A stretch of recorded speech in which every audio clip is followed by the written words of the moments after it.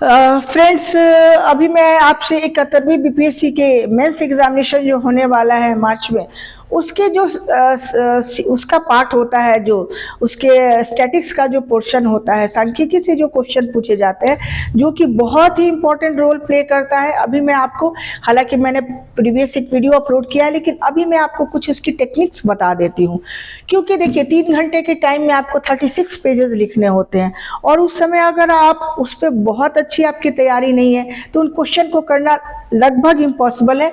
और उस पैनिक में होता क्या है कि स्टेट वाले पार्ट को करने के चक्कर में उस पर ज़्यादा टाइम लगता है, और बाकी जो हमारे क्वेश्चंस हैं वो कॉम्प्रोमाइज्ड हो जाते हैं। हम लिखते भी हैं तो बहुत कॉम्प्रोमाइज्ड फॉर्म में।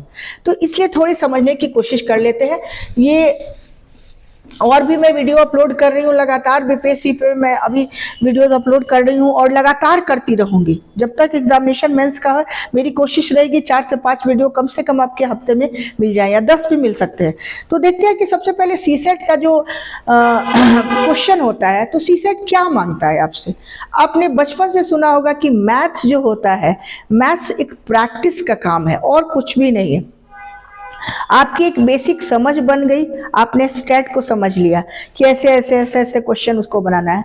अब आप कम से कम मैं कह रही हूँ 2 घंटे का जो टाइम होना चाहिए रेगुलर। और मेरा तो ये मानना है कि जैसे आप मॉर्निंग में जगते हैं और जगने के साथ जैसे आप पढ़ाई शुरू करते हैं, इनिशियली ही, ये नहीं कि 2 घंटे तक आप पहले फ्रेश हुए उसके बाद नहीं, तुरंत आप शुरू करें, तो कोशिश करें कि आप स्टैट लेके बैठे और स्टैट को तुरंत बनाना शुरू करें। उससे क्या होता है ना कि आपका माइंड, जैसे ही आप मैथ शुरू करेंगे बनाना मॉर्निंग में, तो आपका माइंड का जो लेवल होता है एक्टिवेट होने का, वो बहुत फास्ट हो जाता है। क्योंकि मैथ्स को आपको सोचना है, बहुत लॉजिकल होना पड़ता है। और आप हिस्ट्री उठा लीजिए, देखिए आपकी एबिलिटी अपने आप कम हो जाएगी ब्रेन की। तो हमेशा मैथ्स को सुबह में कीजिए, और एटलीस्ट 2 घंटे रोज, चाहे संडे मंडे ट्यूसडे जो भी हो, आपको रोज प्रैक्टिस करनी है। होगा क्या कि आप इतनी प्रैक्टिस कर चुके होंगे, इतनी आपकी प्रैक्टिस हो जाएगी कि जैसे आप एग्जामिनेशन हॉल में बैठेंगे, आपको लगेगा कि ये तो मेरे रोज डेली रूटीन जो है प्रैक्टिस, उसी का एक्सटेंशन है, उसी का एक पार्ट है, मैं कुछ एक्स्ट्रा नहीं कर रहा हूँ। तो इसलिए रोज ऐसा कुछ स्पेसिफिक टाइम अलग नहीं बनाइए, 2 घंटे का रोज स्टॉप वॉच लगाइए बाद में, अभी नहीं।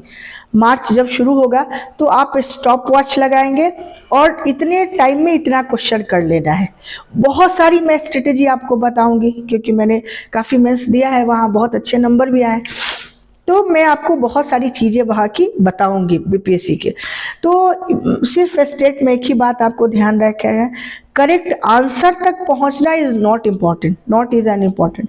आपको पहुंचना कहाँ है, प्रोसेस पे ध्यान देना है।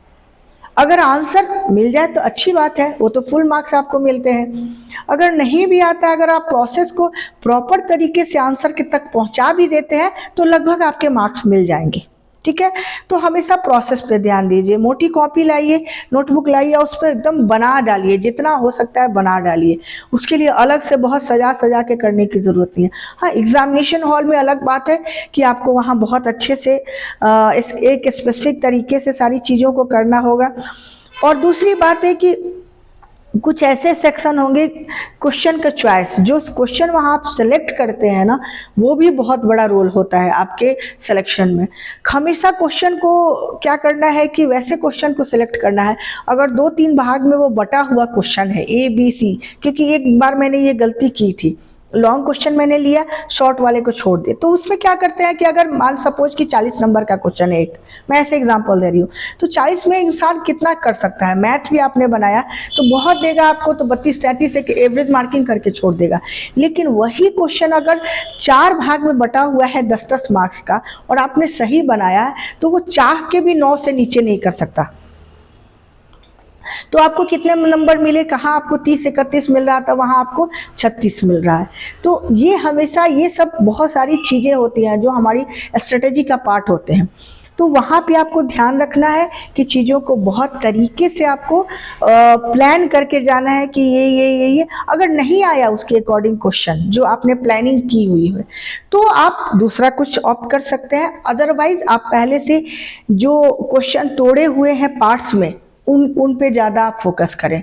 लॉन्ग भी फोकस करें, लेकिन शॉर्ट में जो क्वेश्चन है कहीं भी, ये जीएस के किसी पार्ट में है, ऑप्शनल के किसी, हालांकि अब तो ऑप्शनल एमसीक्यू हो गया। और हाँ, मैं एक और चीज़ आपको बताना चाहती हूँ, जिन लोगों का ज्योग्राफी है, हालांकि क्वालिफाइंग है, जो मेंस के एमसीक्यूज पूछे जाएंगे, ऑब्जेक्टिव पूछे जाएंगे, फिर भी मैं कुछ ऐसे क्षेत्र आपको बता दूंगी एक दिन कि जहाँ जहाँ से आप थोड़े से प्रैक्टिस सेट लगा लेंगे तो वहाँ के आपके आराम से कुछ एक्स्ट्रा टाइम देने की ज्योग्राफी में ज़रूरत नहीं होगी आपकी।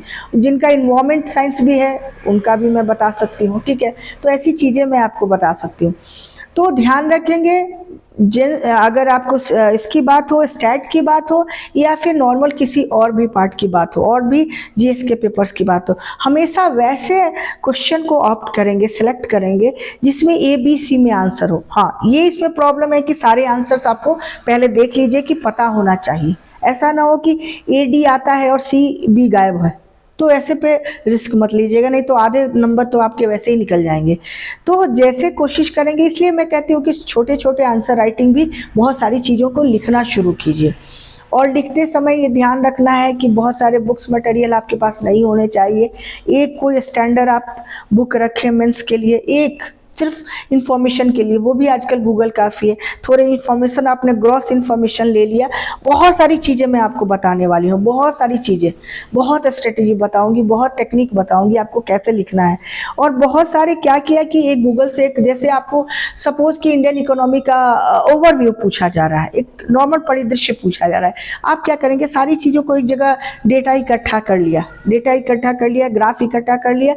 अब उनको मेन काम है आपको सजाना है, ठीक है, आंसर के फॉर्म में आपको उनको डिज़ाइन करके सजाना है, वो एक टेक्निक होती है।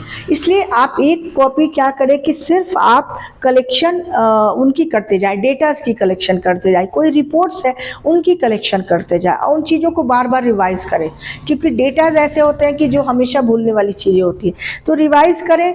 उसके बाद आंसर राइटिंग के लिए बहुत ज़्यादा पैनिक नहीं होना है। क्या पूछा जा रहा है, 5 मिनट सोचें। एक अलग से आप, हो सकता है पीछे जो एक रफ पेज दिया होता है, 36 पेजेस होते हैं टोटल मिला के, उसके पीछे रफ पेजेस दिया होता है, उस रफ पेज में उस क्वेश्चन का नंबर लिखें और उसमें एक जगह फॉर्मेटिंग कर लें कि क्या क्या इसमें आंसर में मुझे लिखना है, क्या क्या आंसर में देना है। वो आप कर लेंगे तो आपके लिए माइंड में एक सेट हो जाएगा कि मुझे इतनी देर में इतना आंसर लिखना है। बहुत सारी टाइम मैनेजमेंट आपको बताऊंगी, राइटिंग स्किल की मैंने 2 हालांकि वीडियोस बना दिया, अपलोड कर दिया, आप मेरे चैनल पे देख सकते हैं, वो बताऊंगी आपको, बहुत सारी चीज़ें बताऊंगी। और मैं जो गेस कराती हूँ, ऐसा नहीं कर रही हूँ, कोई मैं दावा नहीं करती, लेकिन मैक्सिमम ऐसी चीज़ें होती हैं कि मैंने जब भी किसी को बताया है तो मोस्टली वहीं से क्वेश्चन ज़्यादातर आ जाते हैं, ठीक है, लकली आ जाते हैं, ऐसा कुछ नहीं है मेरा, तो लकली क्वेश्चन वहीं से आ जाते हैं। क्योंकि जब आप क्वेश्चन का पैटर्न देखते हैं तो आपको बहुत सारी चीज़ें समझ में आने लगती हैं।